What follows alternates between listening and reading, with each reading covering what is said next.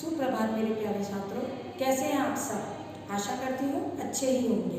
मैं आपकी अध्यापिका छीना चौधरी विद्या बाल भवन सीनियर सेकेंडरी स्कूल से आज एक नया विषय लेकर आपके सामने प्रस्तुत हुई हूँ। जानना चाहते हैं आप कौन सा विषय है?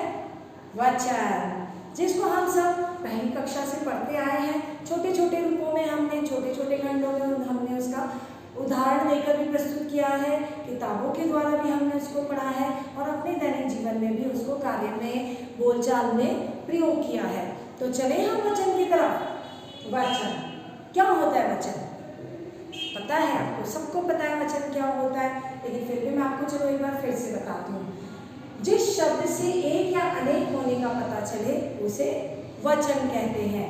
मतलब कि वचन हमें संज्ञा शब्दों की संख्या बताता है।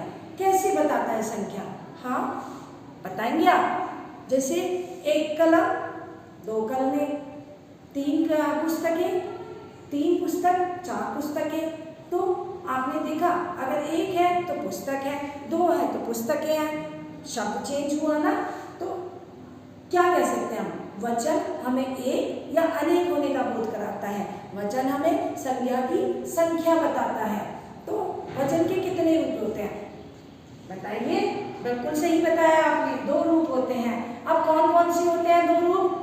सबको पता है, एक वचन, बहुवचन। अरे आपने तो उससे भी पहले बता दिया, बिल्कुल सही बताया। एक वचन क्या होता है? जिससे हमें किसी वस्तु, स्थान, प्राणी के एक होने का पता चले। मतलब कि वो है एक प्राणी है, एक स्थान का पता है या फिर एक वस्तु का पता है, तो उससे हमें एक वचन कहते हैं। जैसे तारा, बिल्ली, कितनी संख्या का पता चल रहा है। अगर हम तारा बोल रहे हैं तो आप अपने आप ही उसको बता देंगे कि एक है। अगर हम बिल्ली बोल रहे हैं तो आप अपने आप ही बिना निसंकोच, बिना सोचे समझे बोलेंगे मैम एक बिल्ली है। तो इससे हमें वस्तु के, प्राणी के, स्थान के एक होने का पता चलता है। उसको हम एक वचन कहते हैं।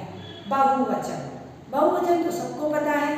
चलिए फिर भी मैं आपको एक बार फिर से बताती हूँ। जिससे हमें वस्तु, प्राणी, स्थान के अनेक होने का पता चले, जिससे हम संख्या में अधिक होने का पता चले। जैसे कि मैंने आपको एक वचन में तारा का उदाहरण दिया था। तो अगर हम तारा को बहुवचन में बोलेंगे तो हम उसको क्या बोलेंगे? तारे। क्या बोलेंगे? तारे। जैसे कि एक वचन में मैंने उदाहरण दिया था बिल्ली। बिल्ली को अगर हम बहुवचन में परिवर्तित करेंगे तो क्या बोलेंगे? बिल्लियां। इसी तरह अगर मैं आपसे पूछूं कि हम एक पंखा, तो हम उसको क्या बोलेंगे अगर बहुवचन करेंगे तो? बिल्कुल सही, पंखे। अरे आपको बहुत अच्छे से समझ आ गया। मैं बोलूँ आपको पुस्तक, एक वचन, तो अगर हम बहुवचन में परिवर्तित करेंगे तो क्या कहलाएंगे वो? पुस्तकें। बहुत अच्छे आंसर। कक्षा, कक्षाएं। पेन, पेन तो पेन ही रहेगा, है ना? या पेन को पेन थोड़ी कर देंगे। पेन तो हमारे पास एक ही वचन में रहेगा, लेकिन हम उसको एक, दो, तीन, कितने पेन है आपके पास, हम उसकी संख्या उसके आगे लगा देंगे, ना कि हम पेन को पेन कर देंगे। तो आपको ये अंदर समझ में आना चाहिए कि हम सभी शब्दों को बहुवचन बनाते समय उनको, जैसे मैंने तारा बताया तो तारे बोल दिया, बिल्ली बताया तो बिल्लियाँ बोल दिया, लेकिन पेन बताया तो हमने पेन ही रखा बहुवचन में भी, लेकिन उसकी संख्या का बोध हमने एक, दो, तीन से कराया। चलिए अब मैं आपको अभ्यास कार्य के द्वारा फिर से आगे से वचन के बारे में और अच्छे से समझाती हूँ। तो चलिए बच्चों, अभी हमने वचन सीखा। अब उस वचन का अभ्यास कार्य भी कर लिया जाए, वरना आप कहेंगे मैम ने तो हमें सिर्फ वचन बताकर छोड़ दिया। कुछ अभ्यास भी तो आपको करना चाहिए ना। चलिए एक तरह से मैं आपकी कक्षा परीक्षा ही ले लेती हूँ यहाँ पे, ठीक है? सारे बच्चे बोलेंगे। पहला प्रश्न है हमारा, रेखांकित शब्दों के वचन बताइए। तो पहले में मैंने लिखा है, माँ ने बेटे को पत्र लिखा। कौन बताएगा इसका? हाँ बेटे, जो मैंने रेखांकित किया है ये कौन सा वचन है बताइए? एक वचन। बहुत सही कहा, पढ़ा आपने। ये कौन सा वचन है? एक वचन। अगर मैं इसको बहुवचन में पढ़ाऊं तो क्या आएगा? माँ ने बेटों को पत्र लिखा। अगर हम इसको बहुवचन में परिवर्तित करते करते हैं तो यहाँ पर बेटे ना होकर बेटो हो जाता। समझ में आया? दूसरा, चींटियां कतार में चल रही हैं।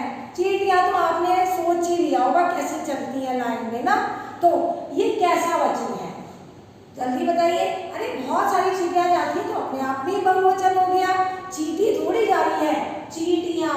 अगर मैं बोलूं चींटी कतार में चल रही है तो एक वचन, लेकिन मैम ने तो यहाँ पे क्या लिखा है? चींटियां, तो ये कैसा हुआ? बहुवचन। सब बच्चों को समझ में आ रहा है? हाँ जी। चलिए एक और प्रश्न हमने लिया है, नीचे लिखे शब्दों के बहुवचन लिखो। तो चलिए पहला कौन सा है, जल्दी पढ़ेंगे। क्या लिखा है? बिल्कुल सही, धातु। अगर मैम इसको बहुवचन बताएंगी तो कैसे बनाएंगी? धातु, छाता, आंख, बस्ता। बिल्कुल आपने अपने मस्तिष्क में बना लिया होगा, अपनी पुस्तिका पर लिख भी लिया होगा। तो यानी आपको मैम की जो वचन वाली चीजें हैं ये आपको अच्छे से समझ आ रही है। तो मैं आप क्या बनाना शुरू करूं? धातु बोलेंगे, मैम क्या लिखेंगी यहाँ पे?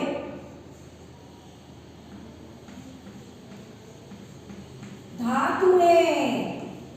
समझ में आया? छाता, क्या लिखेंगे मैम यहाँ पर? छाते। अरे बहुत अच्छे से समझ में आ रहा है आपको। आंख, आंख मतलब एक आंख, यानी एक वचन। और हमने क्या पढ़ा था? जब बहुवचन हो, एक से अधिक चीज हो तो क्या आएगा? बहुवचन। तो आंख का क्या होगा? आंखें। बहुत सही। बस्ता, बस्ते को अगर मैं सारी कक्षा के बस्ते एक साथ रख दूं तो मैं क्या कहूंगी? बस्ता थोड़ी कहूंगी कि वहां पर बहुत सारा बस्ता रखा है, नहीं ना, मैं बोलूंगी वहां पर बहुत सारे बस्ते रखे हुए हैं। तो हम क्या लिखेंगे यहाँ पर? बस्ते। बहुत सही जा रहे हैं आप, बिल्कुल अच्छे से। चलिए एक हमारा एक और क्वेश्चन है, बस इसके बाद फिर आपको वचन पूरी तरीके से समझ जाएंगे आप। उचित शब्द चुनकर वाक्य पूरा कीजिए। तो मैं पढ़ती हूँ पहला, नवीन ने नई डैश खरीदी।